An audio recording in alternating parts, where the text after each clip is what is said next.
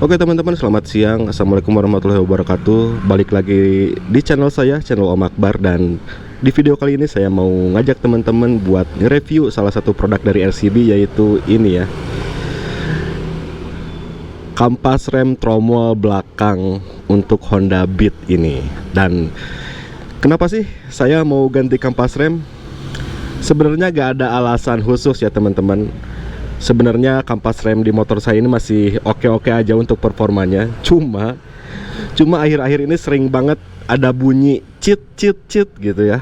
Nah, jadi karena itu sedikit ngeganggu di kuping kalau kita pas riding.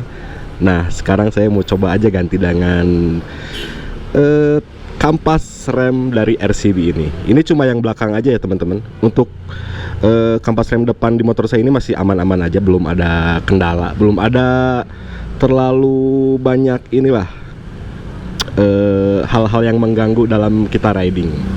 Jadi sebelumnya itu pas saya pakai motor Beat ini, yang saya rasain itu entah kenapa di motor yang tipe CBS Honda ini, CBS-nya Honda ini, si rem belakang itu entah kenapa kayak kurang optimal teman-teman, kayak kurang pakem aja lah gitu ya. Jadi kita harus barengin dengan rem depannya juga. Kalau misalkan kita cuma pakai rem belakang itu kayak kurang ya, apalagi kita boncengan ya, itu jelas banget kurang nyamannya. Tetap aja harus dibarengin dengan si rem depannya. Nah, ini adalah salah satu kekurangan dari rem CBS menurut saya ya teman-teman. Entahlah buat teman-teman mungkin ada yang beda atau mungkin ada yang sama dengan saya. Nah, yang jelas yang saya rasain itu kalau di rem CBS kekurangannya cuma satu, yaitu rem belakang jadi kurang optimal. Harus dibarengin terus dengan rem depannya. Oke, sekarang kita buka dulu produknya ya teman-teman. Jadi untuk produknya seperti ini ya. Kardusnya sepertinya di sini ada hologram, di sini juga ada hologram, dan di sini ada apa ya ini disebutnya, tabel atau apa ya, grafik ya. Ini adalah grafik performa, dan katanya si rem ini, si kampas rem ini memiliki performa lebih baik saat temperatur tinggi ya teman-teman. Dan langsung aja kita buka untuk produknya.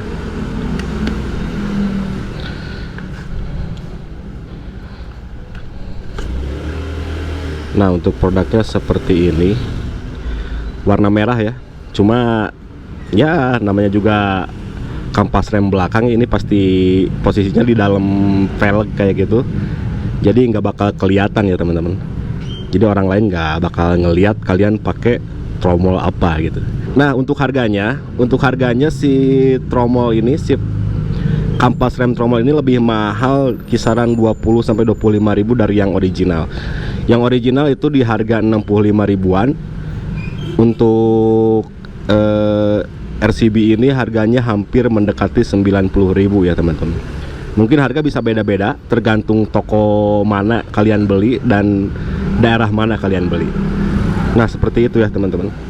Sekarang kita pergi dulu ke bengkel, karena saya males buka sendiri, jadi lebih baik ke bengkel aja biar lebih simple, lebih cepat. Paling bayarnya juga cuma 10 ribu kan, nggak bakal lebih dari itu. Nah, yuk kita langsung aja pergi ke bengkel.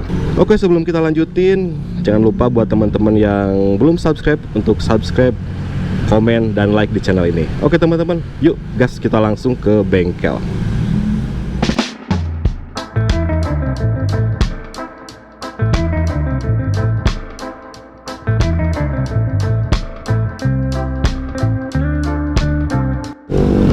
Nah, jadi kita baru aja beres memasang kampas rem belakang dari Honda Beat ini ya teman-teman, yang dimana mereknya itu merek RCB. Nah, di sini saya mau jelasin selanjutnya itu gimana sih performanya, apakah worth it dengan harga yang lebih mahal dari original atau emang kurang gitu ya. Nah, baik, sekarang mau saya jelasin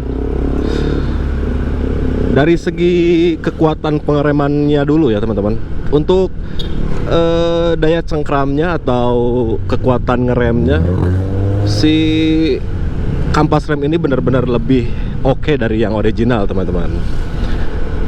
lebih responsif ya, pengeremannya juga lebih pakem. Walaupun kita pakai rem belakang doang, itu masih lebih kerasa, apa ya, disebutnya apa ya, lebih kerasa oke lah pokoknya buat berhentiin motor atau buat jaga kestabilan motor. Ini lebih pakem ya teman-teman. Cuma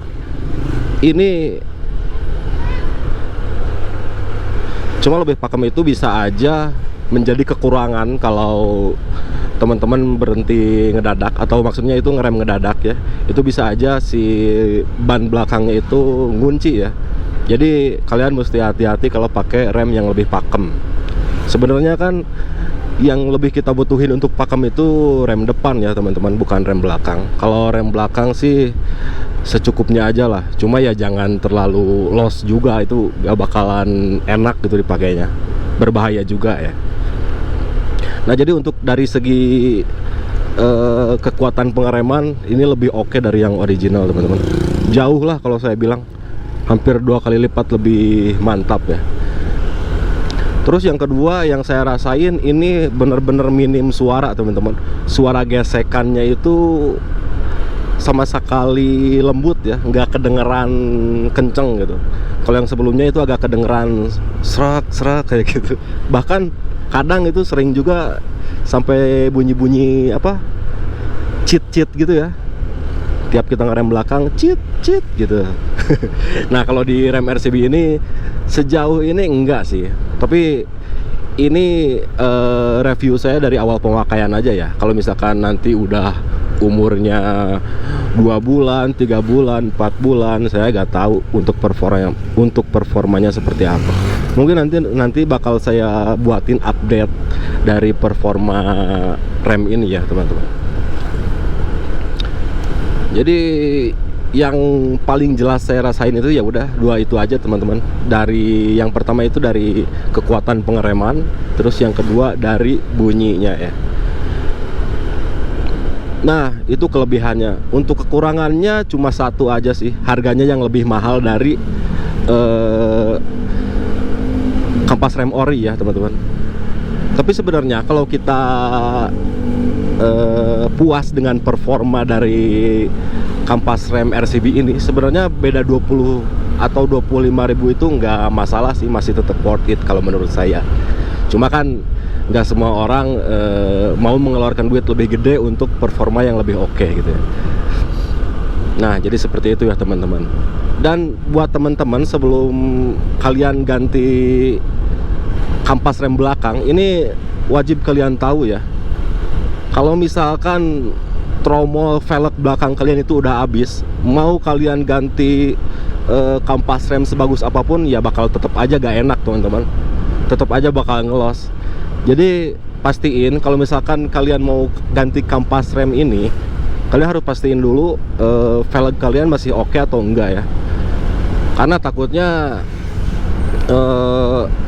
tromol velg kalian itu udah habis, terus kalian ganti master rem ini berdasarkan dengan review saya, tapi performanya nggak sesuai dengan yang kalian harapin ya.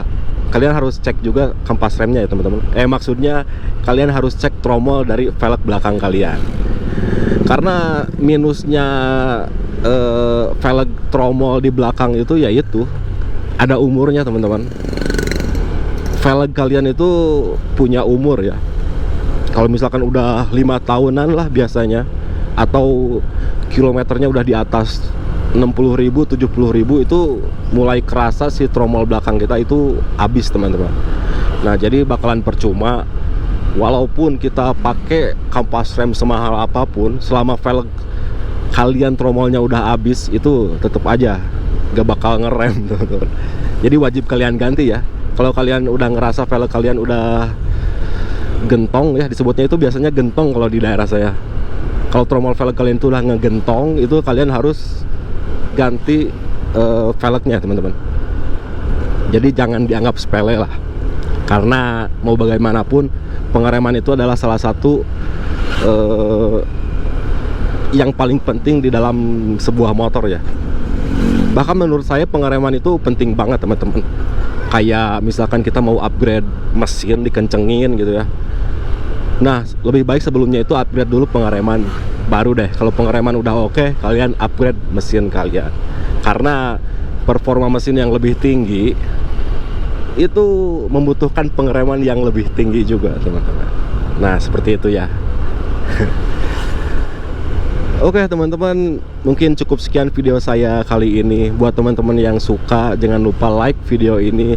Dan buat teman-teman yang belum subscribe channel ini, saya tunggu subscribe-nya ya. Oke teman-teman, cukup sekian. Assalamualaikum warahmatullahi wabarakatuh. Sampai jumpa di next video. Oke.